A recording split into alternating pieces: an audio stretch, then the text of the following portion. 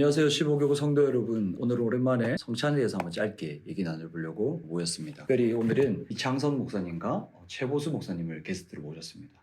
한번 소개해 주시죠. 네, 안녕하세요. 22교구 섬기는 이창선 목사입니다. 반갑습니다. 안녕하십니까. 54교구 섬기고 있는 최보수 목사입니다. 이것저것 많이 질문해 보도록 하겠습니다. 감사합니다.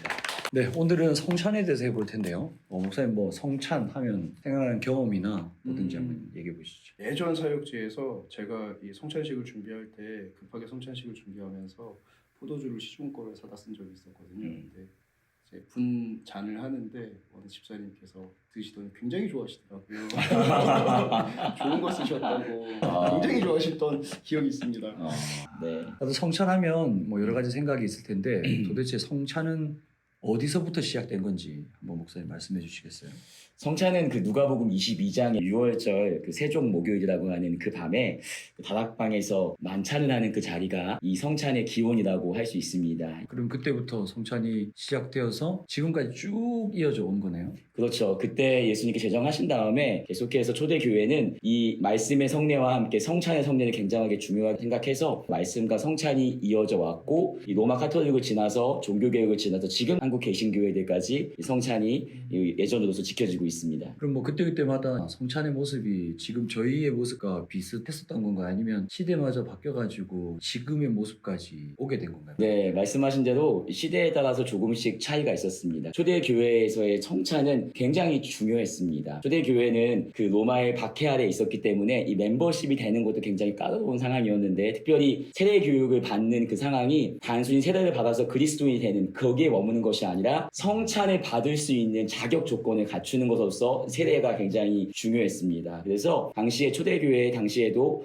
세례받지 않는 자들에게는 떡과 포도주가 배분되지 않았다고 하는 이 기록들이 있습니다. 지금 우리가 한국 교회에서 세례받지 않은 사람에게 성찬을 베풀지 않는 것은 아주 오래된 전통 위에 서 있다라고 이렇게 볼 수 있죠. 근데 저희는 보통 이렇게 생각하면 교회에서 세례에 대해서 엄청 의미 부여를 많이 하고 성찬은 뭐 굳이 참석을 해도 되고 안 해도 되는 이런 걸로만 생각하는데 뭐 성찬이 그렇게 중요한 건가요? 지금 아주 좋은 부분을 말씀하신 것 같은데 이 초대교회에서는 이 세례와 성찬이 굉장히 중요했습니다. 이 성찬 같은 경우에도 예수님께서 직접 제정하신 것이기 때문에 굉장히 중요한 이 예전으로서 성찬이 지켜왔는데 말씀하신 대로 성찬은 해도 그만 안 해도 되는 그만인 것으로 이렇게 좀 이게 인식 가운데 있는 게 좀 안타까운 것 같습니다. 그래서 이 세례와 성찬은 함께 갔을 때 가장 아름다운 모습으로서의 예전적인 모습을 갖춘다라는 것을 좀 우리 모두가 좀 알아야 될 필요가 있는 것 같습니다. 처음에 이 말씀으로서 그리고 또 이 성찬을 통해서 이렇게 하나님께서 은혜를 주시는 수단으로 주셨다라고 얘기를 했는데 우리가 말씀은 매주 예배하면서 듣는데 왜 성찬은 매주 진행이 안 되고 어쩌다 한번 이렇게 되게 조금만 하는 거죠? 그것도 원래 이 로마 카톨릭은 7가지의 이 성례를 굉장히 강조했는데 이 종교개혁 당시에 루터는 그 중에서 2가지만 인정했습니다. 그게 뭐였냐면 하나는 세례였고 하나는 성찬이었습니다. 그렇다고 한다면 종교개혁의 노선 안에 있는 이 한국 개신교회도 또 우리 교회도 이 세례와 성찬이 동일하게 중요하게 생각해야 된다고 생각하는데 초기에 선교사들의 그 기록들을 좀 보니까 재미있는 기록들이 있어요. 이 초기에 선교사들이 들어와서 한국에서 성찬을 집례하려고 했는데 당시에 이 조선 말기에 남자들이 술도 좋아하고 야다 보니까 선교사들이 하는 그 성찬의 의미를 보기보다는 공짜술 먹는 시간으로 보냈다 하는 선교사들의 기록도 있더라고요. 그러다 보니까 한국의 이 정서적, 한국의 그 문화적 상황 가운데서 조금씩 성찬의 횟수를 줄이다 보니까 그게 지금 와서는 한 뭐 3, 4개월에 한 번씩 하는 성찬 혹은 1년에 한두 번 성찬으로 좀 자리가 잡힌 좀 경우라고 볼 수 있습니다. 아까 목사님 잠깐 얘기했던 거랑 약간 결이 비슷한 것 같네요. 네. 예, 밖에 있는 포도주를 사왔더니 성도님이 바로 이렇게 맛을 맞추는 거라 그 당시에 성찬을 하려고 했더니 다들 이렇게 술을 먹는 자리라고 생각하는 거라 한국은 술과 이렇게 뗄래야 뗄 수 없는 민족인 것 그렇죠. 같아요. 그래서 선교사들도 굉장히 당황했던 것 같아요. 기록들을 찾아보니까 선교사들도 세례의 의미를 잘 가르쳐주고 싶었는데 그 의미를 알기 전에 너무 이 포도주 먹는 것에 마음이 빼앗기다 보니까 이거 좀 줄이다 보니 지금까지 좀 오게 되었고요. 또 하나 또 볼 수 있는 게 한국 교회가 1960년, 70년을 지나면서 경제 성장과 함께 급속하게 성장했잖아요. 그러면서 이 성찬을 다 매주 할 수 수 있는 상황이 더더욱 안 되는 상황도 펼쳐진 것도 하나의 이유가 될 수 있겠죠. 힘들구나. 네. 너무 많아지면. 교회적 상황에서 교회가 일정 부분 커지게 되면 성찬을 집례할 때 그 예배 시간을 맞추는 게 굉장히 어려운 것도 좀 현실적인 문제이기도 했다라고 볼 수 있겠습니다. 네. 목사님 굉장히 기본적인 질문인데요. 네. 성찬은 누가 받을 수 있고 또 어떤 경우에는 성찬을 받으면 안 되는 건가요? 일단은 모든 이 개신교회 안에서는 세례받은 교인, 유아세례하고 입교까지 한 교인이 받을 수 있습니다. 그리고 이제 이 성찬이 이제 수찬이 금지되는 경우가 있는데 이것은 교회에서 이제 곤증을 받았을 경우에는 성찬에 참여할 수 없습니다. 이게 그 기록에 의하면은 예전에는 초대교회 당시만 해도 곤증 중에서 성찬에 참여하지 못하는 게 굉장히 강력한 곤증 중에 하나였다고 하죠. 왜냐하면 당시에는 매주의 예배 가운데서의 핵심적인 요소였기 때문에 성찬에 참여하지 못한다는 것은 굉장한 징계였다라는 얘기들이 있습니다. 거룩하게 그들을 이렇게 훈계함을 통해서 다시 신앙생활 잘 할 수 있게 하는 강력한 의미의 권면이었다라고 보면 좀 좋겠습니다. 성찬이 뭐 저희는 이제 기독교에 성찬이 있는데 네. 교단마다 조금씩 성찬이 다르다고 들었어요. 그렇죠. 네. 떡과 잔이 의미하는 바가 좀 다르다 그러는데 네. 그게 좀 들으면 성도님들이 잘 기억하기 힘든 것 같아요. 목사님이 한번 들으면 다시는 잊어먹지 않도록 네. 명확하게 새길 수 있는 새길 수 있게. 쪽집게만 네. 포인트만 네. 정리해 주시죠.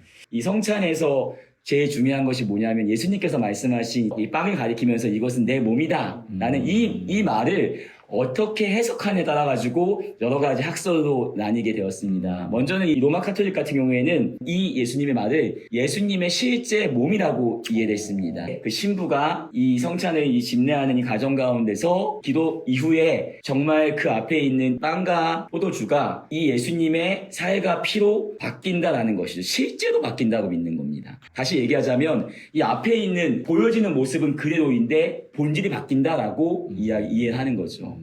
그러다 보니 문제는 지나칠 정도로 이것을 숭배하는 것들도 나타난다는 것도 이 큰 문제 중에 하나입니다. 예전에 봤던 영화 장면 중에 네. 신부님이 미사 중에 성채라고 하나요? 네. 떡을 분병을 해주시고 네. 신도분들은 무릎 꿇고 앉아서 손을 모으고 입을 벌리고 받아먹는 걸 본 적이 있는 것 같은데 네. 그것도 그럼 그런 이유에서인 건가요? 그렇죠. 왜냐하면 그 신부님을 통하여서 지금 주어지는 그것은 단순히 빵과 포도주가 아니라 예수님의 실제 살, 실제 피이기 때문에 마치 예수님을 직접 대하듯이 받아야 되기 때문에 엄숙할 수밖에 없는 거죠. 또 뭐가 있나요? 종교개혁이 시작되면서 종교개혁가들이 로마 카톨릭의 성찬에 대해서도 굉장히 많은 종교개혁가들이 반론을 들었습니다. 그 중에 이 스위스의 종교개혁가였던 쯔빙글리는 대표적으로 이 상징설이라고 하는 이 교리를 만들어냈는데 이것이 뭐냐면 이것은 내 몸이다라고 했을 때의 이 말은 실제적인 예수님의 몸과 피로 변하는 것이 아니라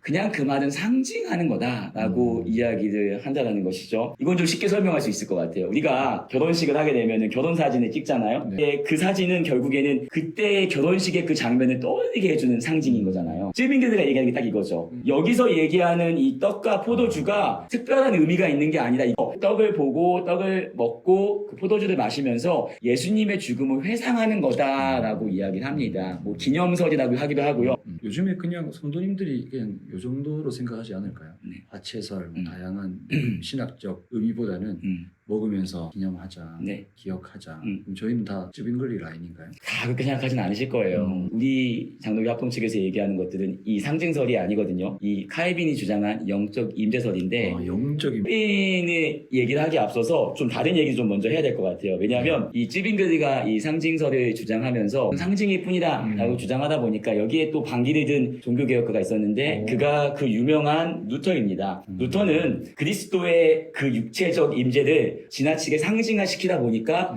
너무 거기서 성찬의 신비가 사라졌다는 것이죠. 단순히 그냥 상징하고 기념한다라고 한다면 예수님이 말씀하신 그것은 내 몸이라고 하는 그 말의 의미가 너무 퇴색되는 게 아닌가라고 하면서 루터가 이제 이야기하는 게 떡 속에 떡 위에 떡과 함께 그리스도의 몸이 임재한다라고 하는 이 공제설을 주장하게 됩니다. 이 그리스도의 몸이 어떠한 신비한 능력을 갖고 그곳에 임한다라고 이야기하는 거죠. 로마 카톨릭은 이 빵과 포도주가 실제 예수님의 피와 살로 바뀐다라고 이해했다고 한다면 루터가 이야기하는 것은 무엇이냐면 성찬에 참여할 때 빵과 포도주에 예수님의 몸이 신성으로서 임한다라고 얘기하는 거죠. 변한다가 아니라 임한다. 임한다. 속에 위에 함께. 맞나요? 그렇죠. 정확합니다. 근데 왜 속에 위에 함께예요? 이런 질문들은 네. 나중에 찾아보세요. 네, 너무 이런 것들은 괜히 굳이 뭐 알 필요 없고 혼란해질 수 있고. 죄송합니다. 근데 당시 종교개혁이 이제 막 활성화되면서 루터와 쯔빙글리도 이 종교개혁가들끼리 좀 연합을 하기를 원했습니다. 근데 다른 부분들은 잘 연합이 됐는데 가장 큰 문제가 어디서 발생했냐면 이 성찬에 대해서 문제가 발생한 거죠. 루터는 쯔빙글리의 기념서를 이해할 수 없었고 이 쯔빙글리는 루터의 공제서를 절대 이해할 수 없었습니다. 그래서 존경하는 칼빈 선생님께서 둘 다 아니다 라고 하면서 이야기한 것이 뭐냐면 영적 임재설입니다. 칼빈이 뭘 이야기하냐면 루터와 쯔빙글리가 무시한 게 뭐냐면 성령의 사역이라는 것이죠. 예수님께서 우리에게 약속하신 것이 성령인데 그렇다고 한다면 성찬이 진행되는 과정에도 성령께서 분명히 역사하는 영역이 있는데 왜 아무도 그 얘기를 하진 않냐 얘기하면서 성령의 역할을 굉장히 강조합니다. 목사님 그러면 네. 지금 우리 교단이 네. 수영로 교회가 따르는 지지하는 거는 영적 임재설인 거잖아요. 그렇죠. 네. 그러면은 우리는 이 성찬을 영적 임재설에 입각한 성찬을 네. 어떻게 받을 준비를 해야 될까요? 좋은 질문인 것 같습니다. 칼빈이 이야기하는 영적 임재설의 핵심은 뭐냐면 성령의 역사입니다. 그러니까 성찬에 참여할 때 성령께서 그 성찬식 가운데 참여하는 모든 성도들 가운데 역사하신다라는 것이죠. 그래서 그 일을 통하여서 어떤 일이 발생하냐면 뭐 로마 카톨릭의 하체설이라든가 아니면 쯔빙글리의 기념설 같은 경우에는 하늘에서 땅으로 내려오는 하나님의 임재라고 하는 것들, 루터도 마찬가지 임재에 대해서 이야기했다라고 한다면 칼빈은 이 성령의 역사와 함께 땅에 있는 우리가 하늘로 들려 올려져서 언제 성찬에 참여하는 그때에 들려 올려져서 우리가 그리스도의 임재 속에 들어간다라고 하는 굉장히 의미 있는 얘기를 합니다. 예수님께서 십자가에 죽으시고 부활하신 다음에 승천하셨거든요. 네. 그 승천의 교리와 맞닿아서 우리가 이 성찬에 참여할 때 성령의 역사와 함께 우리가 하늘로 들려 올려지는 그곳에서 천상의 잔치에 참여하게 되는 것이 성찬의 참된 의미다라고 이야기를 하는 거죠. 성찬에 참여할 때 어떤 마음으로 참여해야 되냐면 이 성찬에서 이것이 예수님의 몸과 또 예수님의 피를 상징하기 때문에 예수님의 고난을 묵상하는 것도 굉장히 성찬에 참여하는 좋은 자세이고요. 근데 한 발 더 나아가서 부활하시고 승천하셔서 하나님 보좌 우편에 계시는 그 예수님과 함께 영원히 누릴 천상의 잔치까지 나아가는 것이 성찬의 더 깊은 의미 가운데 나아가는 좀 시간인 것 같습니다. 그럼 약간 그런 표현이 맞네요. 저희가 가끔 이렇게 교회에서 그런 얘기를 하잖아요. 네. 미리 맛본다. 그렇죠. 네, 그런 표현을 가끔 저희가 하는데 네. 딱 성찬할 때 우리가 참 누려야 되는 기쁨이 미리 맛보는 기쁨 같은 거네요. 맞죠. 성찬이 기념하고 무언가를 상징하고 무언가를 회상한다라고 한다면 과거에 머물 수밖에 없지만 이 칼빈이 주장하는 영적 임재설 같은 경우에는 그 천국에서의 영원한 잔치를 미리 이 땅에서 맛보는 맛배기 잔치라고 보면은 훨씬 더 정확한 의미로 다가갈 수 있겠네요. 그러면 진짜 이렇게 현재를 살지만 미래에 사로잡혀서 네. 미래에 끌려서 미래에 의해서 살아가는 약간 그리스도인들이 약간 정체성 이미 임했지만 아직 오지 않은 그렇죠. 그 하나님의 나라 그 사이를 살아가는 저희들이 가장 적합한 네. 어떠한 이렇게 지금 성례는 성찬이네요. 그러니까 성찬의 의미만 잘 살린다고 한다면 예수님의 그 고난과 죽음을 묵상하면서 우리의 죄도 회개하겠지만 한 발 더 나아가서 모든 죽음을 이기시고 부활하시고 승천하신 그 예수님을 기억하면서 그리고 또 예수님께서 우리에게 베푸실 그 천국에서 상을 기대하면서 그것을 미리 맛보는 천국의 잔치로서의 시간을 보낸다고 한다면 성찬의 의미가 훨씬 더 깊게 다가오지 않을까라는 생각이 듭니다. 네. 천국 스포일러 같은 거네요. 정말, 표현 너무 좋네요. 그렇죠. 그렇게 생각하니까 되게 기대가 되네요. 그렇죠. 기대가 되시죠. 네. 신나는 시간이 될 것 같습니다. 네. 네. 맞습니다. 그래서 성찬에 참여할 때 우리가 정말 경건하게 참여하고 이것을 통해서 우리 안에 슬픔과 기쁨이 공존하는 정말 그러한 시간인 것 같아요. 그러면 성찬을 이제 뗀 저희들은 성찬을 마치고 또 일상으로 돌아가야 되잖아요. 네. 그래서 일상으로 돌아가서 성찬의 의미를 묵상하면서 살아간다는 건 어떤 의미를 좀 가질까요? 이 성찬이란 자체가 벌써 음식이 들어가잖아요. 아, 근데 네네. 즉 이게 성찬 자체가 맛있는 빵으로 준비하고 계시나요? 맛있는 밥. 빵인가요, 과자인가요? 이거는 참여하시는 분만 알 수 있습니다. 네, 스포하면 안 되기 때문에 네, 또 알겠습니다. 기대감 갖고 얘기해서 나중에 오시면 알 수 있습니다. 금철 때 오시면 아실 수 있고요. 이 성찬에서 우리가 놓쳐서는 안 되는 부분이 뭐냐면 성찬은 우리가 죄로 인해서 하나님과 온수되었던 우리가 화목하게 된 화목의 식사의 자리였거든요. 그렇다고 한다면 우리 역시 일상의 삶의 자리에서 하나님과 온수된 많은 사람들을 화목하게 하는 피스메이커의 역할을 감당하는 것도 성찬 이후에 우리가 일상의 삶 가운데서 누려야 될 참된 삶의 모습이다라는 생각이 좀 들어요. 주님께서 십자가에서 그 흘리신 피와 찢기신 몸은 단순히 우리 이 그리스도인뿐만 아니라 믿지 않는 많은 영혼들에게도 그들도 예수님을 믿어서 함께할 수 있게 하기 위한 그 죽음이었잖아요. 그래서 우리만 누리는 것이 아니라 이 기쁨의 잔치 가운데 함께 초청하자라고 하면서 전도의 영역으로도 한 발 더 나아갈 수 있는 좀 일상으로 나아가지 않을까 하는 생각이 좀 해요. 행복 나눔 축제 딱 끝나고 바로 성찬을 하는 게 약간 네. 그런 맥락과 맞아 들어가는 건가요? 그렇죠. 그렇게 한번 맞춰보니까 또 맞춰지는 것 같고요. 담임 목사님의 깊은 뜻이 있을 거다. 우리가 정말 행복 나눔 축제를 통하여서 정말 많은 영혼들을 또 초청했잖아요. 그 이후에 이 성찬의 의미를 통하여서 우리가 다시금 이 교인들하고 또 초청받은 모두들 또 함께 새롭게 세워지는 그 시간으로 좀 만들 수 있지 않을까라는 생각이 듭니다. 목사님 그러면 저희가 지금까지 막 성찬에 대해서 시작부터 뭐 여러 가지를 많이 다뤘는데 네. 마지막으로 목사님이 생각할 때 성찬을 준비하고 참여하고 그 이후의 삶을 살아갈 때 이거 하나만큼 좀 기억해달라 이런 게 있다면 한번 설명해 주시죠. 네, 그 성찬은 예수님께서 제정하신 굉장히 중요한 예전입니다. 우리가 그래서 그 의미를 놓치지 않고 계속해서 간직해야 될 거라는 생각이 듭니다. 그래서 특별히 이번에 우리가 수영로교에서 있는 이 성찬을 앞두고 우리의 마음을 좀 준비하는 시간을 가질 때 좀 하나 좀 기억했으면 좋겠을 그 내용이 있습니다. 초대교회 당시에 성도들이 성찬에 참여할 때 근데 그 빵을 볼 때 그 빵이 만들어지기 위해서는 수많은 밀가루의 분자들이 모여가지고 반죽돼서 빵이 만들어지잖아요.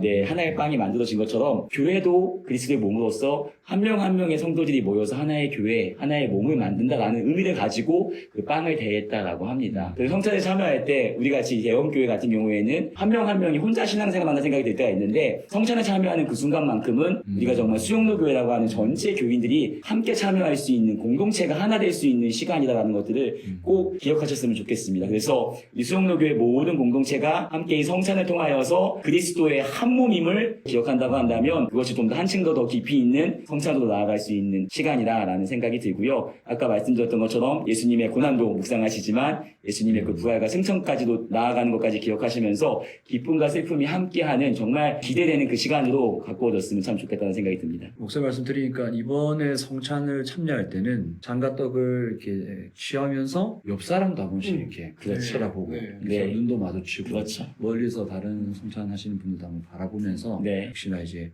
코로나로 이제 이 성찬에 참여하지 못해서 좀 떨어져 있는 분들, 홀로 계신 분들 한 번 더 묵상하면서 이 성찬에 참여하면 더 이렇게 귀하고 의미 있는 성찬이 될 것 같습니다. 네. 귀한 성찬에 대한 가르침과 강의를 네. 해주신 이창선 목사님 감사드리고요. 네.